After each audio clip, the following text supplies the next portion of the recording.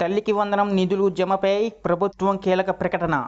AP ప్రభుత్వం కీలక ప్రకటన చేసింది. సూపర్ 6 పథకాల్లో ముఖ్యమైన తల్లికి వందనం అమలు విషయంలో క్లారిటీ ఇచ్చింది. ఎన్నికల సమయంలో ఇచ్చిన హామీ మేరకు ప్రభుత్వం గతేడాది విద్యా సంవత్సరం ప్రారంభం వేళ అర్హులైన విద్యార్థుల తల్లుల ఖాతాల్లో నిధులు జమ చేసింది. మరోసారి వచ్చే జూన్ నెలలో నిధులు జమ చేయాల్సి ఉంది. అదేవిధంగా ప్రస్తుతం ఉన్న వారితో పాటుగా కొత్తగా ఎవరికి అవకాశం దక్కేదో ప్రభుత్వం క్లారిటీ ఇచ్చింది. ఈ వీడియోని ఎక్కడ స్కిప్ చేయకుండా పూర్తి వరకు చూడండి. అలాగే ఈ వీడియో కానీ మీకు నచ్చినట్లయితే మీ ఫ్యామిలీ మెంబర్స్కి, ఫ్రెండ్స్కి షేర్ చేయండి. వాళ్ళకి ఇన్ఫర్మేషన్ యూజ్ అవ్వచ్చు. అలాగే ఒక చిన్న లైక్ చేసి మా ఛానల్ని సపోర్ట్ చేయండి.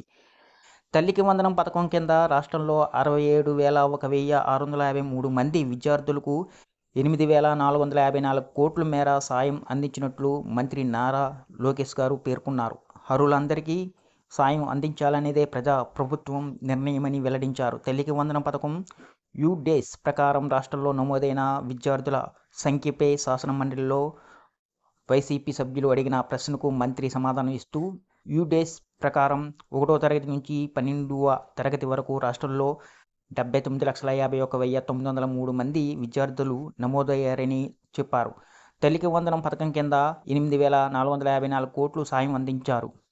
67,1,653 మందికి తల్లికి వందనం అమలు చేశామని చెప్పారు. యూడేస్లో 86 లక్షల మంది విద్యార్థులు ఉన్నారంటూ వైసీపీ నేతలు అసత్యాలు మాట్లాడుతున్నారని, యూడేస్లో నమోదైన వారిలో అర్హులందరికీ 84.27% సాయం అందించామని మంత్రి స్పష్టత ఇచ్చారు.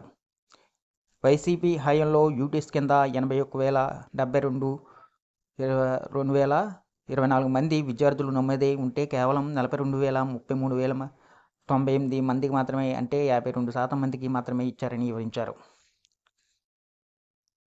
తాము 85% మందికి సాయం అందించామని 2020-21 చూస్తే సమాధానంగా 83 లక్షల మంది ఉంటే కేవలం 44 లక్షల మందికి ఇచ్చారని వెల్లడించారు. 2021-22లో 82 లక్షల మంది ఉంటే కేవలం 43 లక్షల మందికి ఇచ్చారన్నారు.